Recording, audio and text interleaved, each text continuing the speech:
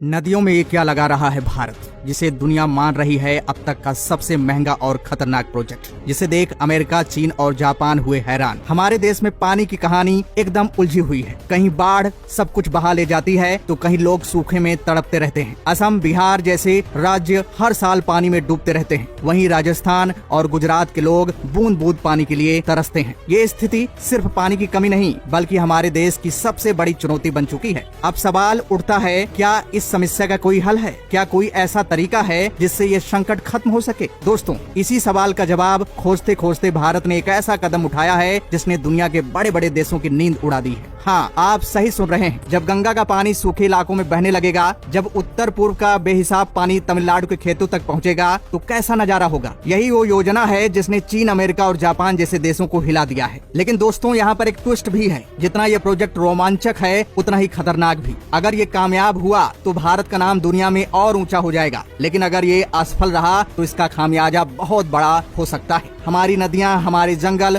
हमारी जमीन और हमारे लोग तक प्रभावित होंगे। यही वजह है कि दुनिया के तमाम बड़े देश इस प्रोजेक्ट की जासूसी कर रहे हैं। लेकिन असली सवाल यही है, क्या भारत ये कर पाएगा? क्या ये प्लान सच में पानी के संकट को खत्म कर देगा या फिर ये नई मुसीबत लेकर आएगा? दोस्तों, आगे वीडियो में हम आपको इस प्रोजेक्ट के हर पहलू से रूबरू कराएंगे। तकनीक, फायदे, खतरे, राजनीतिक विवाद और वो रहस्य जो दुनिया से छिपाए गए हैं। क्या ये प्रोजेक्ट भारत को पानी का सुपर पावर बनाएगा या फिर ये हमारी नदियों के लिए सबसे बड़ा खतरा साबित होगा? क्या ये किसानों की जिंदगी बदल देगा या लाखों लोगों को बेघर कर देगा? तो दोस्तों, सारे सवालों का जवाब आगे वीडियो में मिलने वाला है। दोस्तों, अब समय आ गया है उस रहस्य से पर्दा उठाने का जिसे जानने के लिए आप बेसब्री से इंतजार कर रहे थे। ये कोई साधारण योजना नहीं बल्कि भारत का नेशनल रिवर लिंकिंग प्रोजेक्ट है। यह प्रोजेक्ट भारत की 37 नदियों को जोड़ने का सपना लेकर आया है। इसका मकसद है पानी को वहाँ से लाना जहाँ वो जरूरत से ज्यादा है और उसे वहाँ पहुँचाना जहाँ लोग उसकी एक बूंद के लिए तरसते हैं। इस प्रोजेक्ट के तहत 30 लिंक, 32 बड़े डैम और 15,000 किलोमीटर लंबा कैनाल नेटवर्क बनाया जाएगा। यह नेटवर्क 200 बिलियन क्यूबिक मीटर पानी को पूरे देश में बांटेगा। सोचिए, एक ऐसा प्रोजेक्ट जो भारत के नक्शे को ही बदल देगा। इस प्रोजेक्ट की शुरुआत 1980 में हुई थी, लेकिन तब यह सिर्फ कागजों तक सीमित था। 2002 में सुप्रीम कोर्ट के आदेश के बाद इसे नई दिशा मिली और अब प्रधानमंत्री नरेंद्र मोदी के नेतृत्व में ये प्रोजेक्ट तेज गति से आगे बढ़ रहा है। सबसे पहला लिंक केन बेतवा है, जो मध्य प्रदेश और उत्तर प्रदेश के बुलंदखंड क्षेत्र को जोड़ता है। बुलंदखंड जहां लोग पानी की कमी से परेशान रहते हैं, वहां ये प्रोजेक्ट नई जिंदगी लेकर आएगा। अब बात करते हैं इस प्रोजेक्ट के तकनीक पहलू की। इस प्रोजेक्ट में न सिर्फ डैम और कैनाल्स बनाए जा रहे हैं बल्कि इन्हें हाईटेक तकनीक से लैस किया जा रहा है। पानी के प्रवाह को नियंत्रित करने के लिए सैटेलाइट सिस्टम, GIS मैपिंग और स्मार्ट सेंसर लगाए जाएंगे। ये सेंसर पानी के स्तर, बारिश के पैटर्न और बाढ़ के खतरे पर नजर रखेंगे। इस डेटा के आधार पर पानी का सही समय पर सही जगह वितरण होगा। इतना ही नहीं, इसमें AI आधारित प्रिडिक्शन सिस्टम भी होगा जो मानसून की भविष्यवाणी करेगा और उसी हिसाब से पानी का मैनेजमेंट करेगा। चीन और अमेरिका जैसे देश आज भी इस स्तर की स्मार्ट वाटर मैनेजमेंट तकनीक का इस्तेमाल नहीं कर पाए हैं, जबकि भारत इस क्षेत्र में उनसे कई कदम आगे निकल चुका है। इस प्रोजेक्ट के कई फायदे हैं। सबसे बड़ा फायदा है खेती। आज भी भारत की 60% से ज्यादा खेती मानसून पर निर्भर रहती है। अगर बारिश कम हो जाए तो किसान कर्ज में डूब जाते हैं। इस प्रोजेक्ट से 30 बिलियन हेक्टेयर जमीन सिंचाई के दायरे में आएगी। इसका मतलब है ज्यादा फसल, ज्यादा उत्पादन और किसानों की आमदनी में भारी इजाफा। दूसरा फायदा है बिजली। इस प्रोजेक्ट से 34 गीगावाट